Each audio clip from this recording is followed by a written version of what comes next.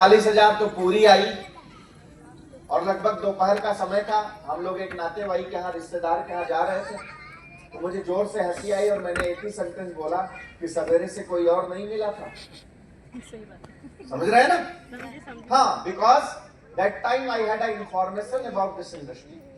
मुझे इस इंडस्ट्री का इंफॉर्मेशन था, तो जाते जाते सुनकर गया, आते आते एटीएम से पैसे निकाल करके, उस समय दोस्त ने बताया कि ट्राईपोर्ट से बिजनेस स्टार्ट करते हो तो फ्यूचर में बहुत बड़ा बेनिफिट मिलेगा। तो कितने पोर्ट से स्टार्ट करना है, क्या करना है, कुछ समझ में आया नहीं। उस समय लगभग मैंने 30,000 रुपए दिए, प्रोडक्ट जो भी समझाया वो दिया और दे करके मैं फिर चला गया। प्रोडक्ट भी जो आया घर पर गया, यूज किए लोग। मुझे पता नहीं था कि इस बिजनेस का एग्जैक्टली पावर क्या है। और ये बिजनेस करने के पहले मैं बेसिकली मर्चेंट नेवी में हुआ करता था। मर्चेंट नेवी माहिती है? पानी का जहाज है ना, गेटवे जाते हैं ना आप लोग, तो दूर जो खड़े दिखते हैं, हमारी जहाज यहाँ तो दिखेंगे भी नहीं क्योंकि I was on chemical tanker. उसके लिए जेएनपीटी की तरफ जाएंगे तो वहां आपको केमिकल टैंकर्स दिखेंगी, और मैं इंडिया में कभी सेल नहीं किया था। और जिस समय मेरे दोस्त ने इस बिजनेस को मुझे बताया था, उस समय मैं सेल करता था। मैं इंडिया में कम, अब्रॉड ज्यादा रहता था, क्योंकि मेरी नौकरी ऐसी थी। कभी सिंगापुर से, कभी लंदन से, कभी स्पेन से, कभी दुबई से, कभी सऊदी से, इस तरह से कहीं भी जहाज होती थी। I was working on ITF vessel, तो मैं वहां पर जाकर अपनी जहाज ज्वाइन करता था। लगभग 21 साल की उम्र से मैं अपनी जिंदगी में डॉलर कमाना शुरू कर दिया। और जिस समय ये अपॉर्चुनिटी मेरे सामने आई थी, दैट टाइम डॉलर को इंडियन मनी में कन्वर्ट करने पर लगभग 1 लाख रुपए से ज्यादा मेरी सैलरी हुआ करती थी। बस यही मेरा बेसिक बैकग्राउंड है। और ये बिजनेस जब मेरा दोस्त बताया तो मुझे हंसी इसलिए आई थी कि लाख रुपया कमाने के लिए 7 समुंदर पार महीनों का कॉन्ट्रैक्ट करके 24/7 का अपने परिवार, अपने समाज, अपने दोस्तों को छोड़ करके जाना पड़ता था, तब जाकर के वो डॉलर में पैसे आते थे। बिकॉज हम लोग लाइफ कॉन्ट्रैक्ट करते थे साहब, और उसके पैसे आते थे। और एक बंदा मेरे सामने आकर के बोलता है कि हम प्रोडक्ट परचेज कर लो और उसकी वजह से ये बिजनेस मिल जाएगा, और ये बिजनेस हफ्ते का 2,10,000 देने की ताकत रखता है। तो मुझे बिल्कुल भरोसा नहीं हुआ। दोस्त के कहने पर कर लिया। इसके बाद फिर से मैं सेल चला गया, सेल पर चला गया, छुट्टियां बिताया, आया। आने के बाद कुछ कोइंसिडेंट ऐसे थे कि मुंबई में एक 3-4 महीने मुझे रुकना पड़ा as a wait list officer. कुछ कंट्री के वीजाज की रिक्वायरमेंट से, उसके लिए हमको वो फुलफिल करके जाना था। तो मेरे दोस्त के साथ में मैं शॉर्ट में आपको स्टोरी बता रहा हूँ। मेरे दोस्त के साथ वो नई एक वैगनार कार परचेज किया था, उसी बिजनेस के माध्यम से जिसके बारे में मुझे इंट्रोड्यूस किया था, और मैंने जाने अनजाने में स्टार्टअप किया था। तो दैट टाइम हम दोनों वी वाली जगह रहते थे। वो विरार में रहता था, मैं विक्रोली में। मेरे एक रिलेटिव है गोदरेज कॉलोनी में, वहां पर आने जाने पर रुकता था। तो उन 3 महीनों में मेरे दोस्त ने मुझसे बोला, यार अभी तो तू खाली ही बैठा रहेगा। मैं बोला बिल्कुल बैठा हूँ, कभी एम्बेसी जानी होगी और कभी कंपनी को रिपोर्ट, इसके अलावा कोई काम नहीं है। तो बोला साथ में घूमेंगे। मैं बोला घूमेंगे। तो वो आ गया सवेरे 10 बजे मेरे पास और मुझसे बोलता है कि घूमेंगे, लेकिन एक शर्त है कि सुबह 10 बजे हम तेरे पास आ जाएंगे, साथ में खाना खाएंगे, और दिन भर मैं मेरा काम करूंगा, और शाम को हम लोग एंजॉय करेंगे और फिर चले आएंगे, छोड़ के चले जाएंगे। हम कहे कोई बात नहीं, मेरे लिए दोनों ही घूमना हो गया, मेरे लिए वो भी एंजॉयमेंट। जब खाली बैठा हूं तो एंजॉयमेंट ही है ना। सिलसिला शुरू हो गया। हफ्ते में 2-4 दिन ऐसे आता था, साथ में जाता था, और ऐसे ही 2,10,000 वो लोगों को बताता था। दिन भर सुनता था मैं, ऐसे ही सिलसिला चलता। तो मेरा कॉन्शियस माइंड हमेशा कहता था कि फेंकने दो, मैं लपेट रहा था, बिकॉज मुझे ट्रस्ट नहीं था। जब सब निपट जाता था तो मैं बोला हो गया हो तो चले, लोग करोड़पति बन गए हो तो चले। हाँ, यही स्टेटमेंट होता था मेरा। तो फिर वो अपना निकलता था, साथ में फिर हम जाते थे। ऐसे ही हुआ। तो सिलसिला ऐसा हुआ कि 1-2 प्रोग्राम्स थे जहां मैं अटेंड करने गया। एक दिन बात ऐसी हुई कि मेरे दोस्त से मैंने कहा आज जरा जुहू घूमेंगे। जो समुंदर को घूम रहा था, चाहे वो इंडियन ओशन हो, चाहे अरेबियन ओशन हो, हाँ, चाहे वो हमारे साथ वेल और शार्क चलती थी, मैं समुंदर की गहराई में गोता लगाने वाला, मैंने जुहू नहीं देखा था। तो अक्सर जाने के बाद लोग पूछते थे कि भैया जुहू देखे। उसके बाद पूछते थे अमिताभ बच्चन का बंगलवा देखे क्या? तो मुझे लगा यही गिफ्ट देकर आए हैं। तो मैं बोला एक बार घुमा दो, क्योंकि जाने पर लोग पूछते हैं तो कम से कम देखेंगे। तो बोला ठीक है आज चलेंगे।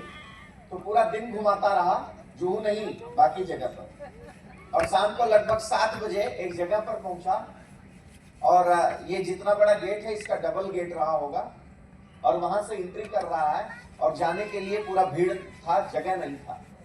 तो मुझे ऐसा लगा कि मुंबई है भाई, हो सकता है यहाँ पर बीच पर भी जाने के लिए गेट बना हो। तो बोला कहाँ लेके आ गए? बोलता आजा आजा बताता हूँ। फिर आया तो लगभग 1000-1200 लोगों से भरा हुआ एक हॉल था, प्लेन हॉल था, और पीछे ले जाकर मुझे एक गर्लफ्रेंड के माफिक ऐसा हाथ में हाथ डाल के खड़ा हो गया था। बोला कहाँ गया ये? तो मैं इधर उधर देख रहा हूँ, तो फिर उधर से सिलसिला चालू हुआ कि मेरी जिंदगी में कुछ भी नहीं था, इस बिजनेस की वजह से सब कुछ हो गया। मैं बोला फिर चालू हो गया। हाँ, मैं आपको कोई है माइक पकड़ कर, मेरी जिंदगी में मेरा एक अपना वसूल है, मैं यहाँ से बोलता हूँ, मैं यहाँ से नहीं बोलता हूँ। तो मैं उस समय मेरे मन में जो थॉट थे मैं वही बता रहा हूँ आपको। थोड़ी देर के बाद वहां से कुछ बातें आने लगी। एक व्यक्ति बोलता है कि मैं इंजीनियर, और आज इस बिजनेस की वजह से मेरी प्रोफाइल ये है। मैं एक डॉक्टर, मेरी प्रोफाइल ये है। उसी में एक व्यक्ति आकर के कहता है कि मैं 5वीं फेल इंसान और आज करोड़पति हूँ, और हर 6 महीने में ये गाड़ियां बदलता हूँ। मेरे साथ में इतने लोगों का टीम है, और इन लोगों की लाइफ में भी मैंने इस बिजनेस की वजह से परिवर्तन किया। उसी में एक बंदा बोलता है कि मैं अपनी जिंदगी में रोड पर, क्या बोलते हैं उसको, रेडी लगाने को, ऊंचा वो लगा करके, और मुझे एक व्यक्ति मिला, और ये बिजनेस बताने की वजह से मुझे ईश्वर ने सद्बुद्धि दी, और आज मैं यहाँ आकर के खड़ा हूँ, टुडे आई एम करोड़पति। तो मेरा कॉन्शियस अप्रोच कर रहा था, लेकिन मेरा सबकॉन्शियस माइंड प्रपोज कर रहा था।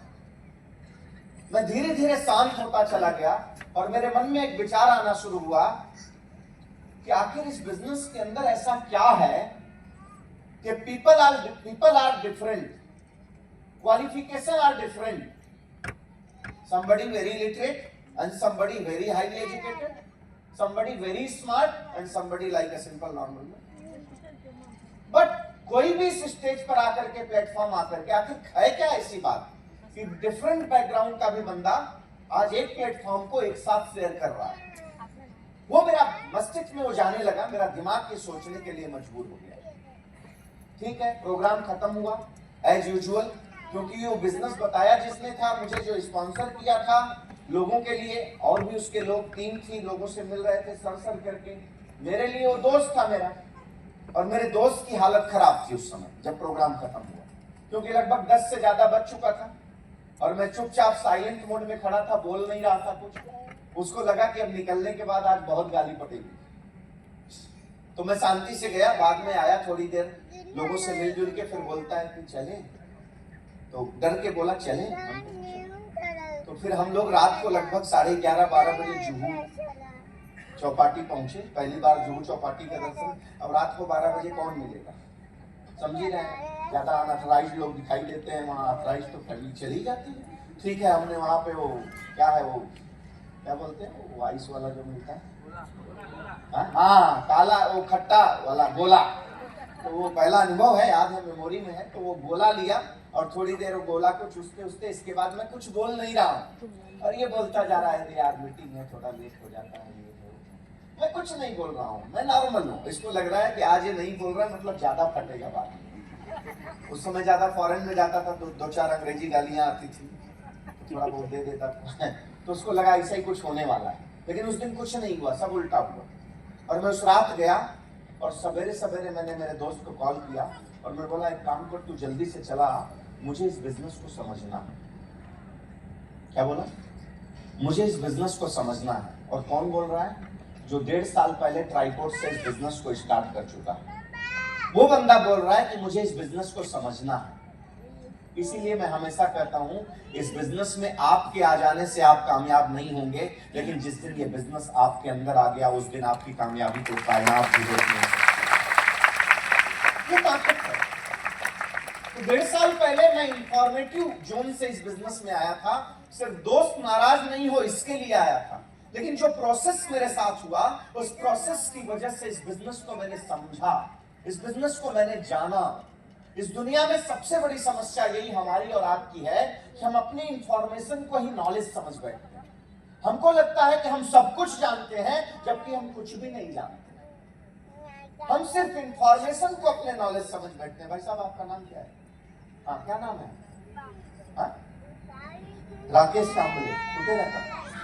हाँ, विरार में। शादी हो गया? हाँ, तो घबरा क्यों रहे हो? जब शादी हो गया तो बताओ यार। मुलगा मुलगी आहे? किती? एकच मुलगा, एक मुलगा, शादी हो। भाई को एकच ना? मेरी भी एक ही है। विरार में रहते, नौकरी करते हैं। और माँ पिताजी गाँव मध्ये, गाव कुठे आहे? हाँ, कांबळे साहेब ना? कांबळे साहेबला गाव रत्नागिरीला आहे, राहतात हे विरार मध्ये, आणि लग्न झाली है ना, एकच बायको आणि एक मुलगा आहे, आणि हे काय नौकरी। ठीक है, ओके। ये हो गया कांबळे साहब के बारे में मेरे पास इंफॉर्मेशन। ये इंफॉर्मेशन है कांबळे साहब के बारे में मेरे पास, लेकिन